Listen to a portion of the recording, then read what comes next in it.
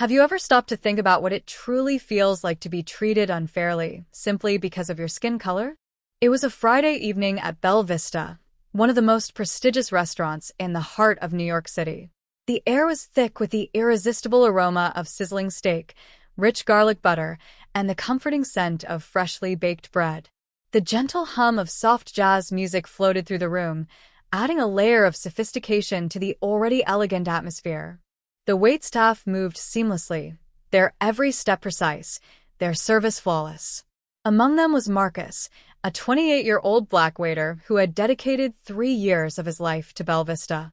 His warm smile and impeccable service made him a favorite among regulars. No matter how rude or difficult a customer was, Marcus never lost his cool. He carried himself with dignity and grace. But that night was about to test him in ways he had never experienced before. The grand doors swung open, and in walked the Monroes, a wealthy white family with a reputation that preceded them. Arrogant, entitled, and completely used to getting their way. At the head of the family was Jonathan Monroe, a powerful businessman with influence that stretched far and wide. His wife, Victoria, was a former beauty queen who still carried herself as though the world owed her admiration. And their daughter, Claire? She had been born with a silver spoon in her mouth, never knowing what it meant to struggle, never having to hear the word no. As they approached their reserved table, Marcus took a deep breath and stepped forward, his professional smile unwavering. "Good evening. Welcome to Bell Vista. My name is Marcus, and I'll be your server tonight. May I start you off with some drinks?" Jonathan Monroe scoffed, his lips curling into a smirk. "Just my luck, a black waiter." Victoria chuckled under her breath while Claire giggled, barely attempting to hide her amusement. "Well," Claire said, waving her hand dismissively, "let's just hope you can keep up. We don't have time for mistakes." Marcus felt the words sting, but he didn't flinch. He had encountered customers like them before, ignorant, condescending, but something about the Monroes felt different. There was a sharpness in their words, a venomous cruelty that lingered in the air. But Marcus? He was a professional. He refused to give them the satisfaction of reacting. "Of course, sir," he replied evenly. "What can I get for you?" Jonathan smirked again, eyes glinting with malice. "How about you start by not dropping anything? Black folks tend to be clumsy, right?" Claire burst into laughter. "Yeah, and make sure you don't spit in our food." Marcus felt his jaw tighten, his grip on his notepad firm.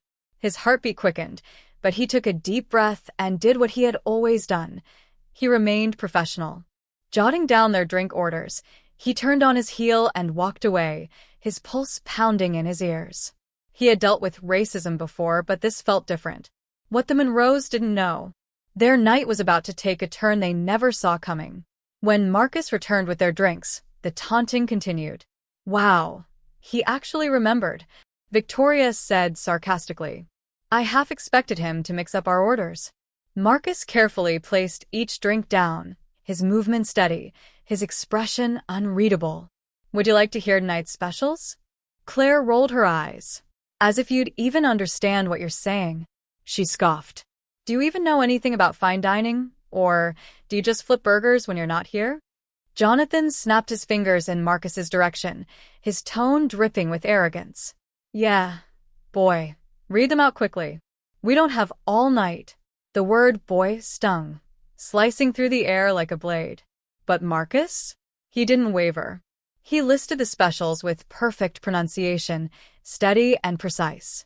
Jonathan narrowed his eyes, clearly irritated that Marcus hadn't reacted the way he wanted. "We'll take the lobster and filet mignon," he finally said. "And make sure it's cooked properly. If you mess it up, I'll have you fired." Marcus nodded, turning toward the kitchen, keeping his composure intact. But as he placed the order, the head chef, Carlos, noticed the tension in his face. "Everything okay, Marcus?" Carlos asked, concern laced in his voice. Marcus forced a small smile. "Just the usual." Carlos frowned. "Hang in there. Karma has a way of handling people like them." Little did they know, karma was already on its way. The Monroes continued their cruel remarks, mocking Marcus at every turn. But just as their meals were about to be served, the energy in the restaurant shifted. The grand doors opened once again, and a tall, well-dressed man stepped into Bell Vista. His mere presence commanded attention, a man of undeniable power. The restaurant's manager, Mr. Levine, immediately rushed forward. "Good evening, Mr. Davidson. What an honor to have you dining with us tonight." At that moment, Jonathan Monroe's face drained of color. His smirk disappeared. His posture stiffened. "Mr. Davidson, the billionaire CEO of Davidson Enterprises." He walked right past Jonathan without even sparing him a glance. Instead, he headed straight for Marcus. "Marcus, Good to see you, man. how's your mother?" Mr. Davidson asked warmly, his face lighting up with familiarity. For the first time that night, Marcus smiled. "She's doing great, sir. Thanks for asking." Jonathan Monroe's jaw dropped. "Wait, you know him?" Mr. Davidson finally turned toward the Monroes, his expression unreadable. "Know him?" He scoffed. "Marcus's mother practically raised me. When my parents were too busy chasing business deals, she was there. I owe her everything. And Marcus? He's like family." Silence. The Monroes sat frozen, their faces twisted in disbelief. Mr. Davidson's eyes narrowed. "Have they been treating you with respect, Marcus?"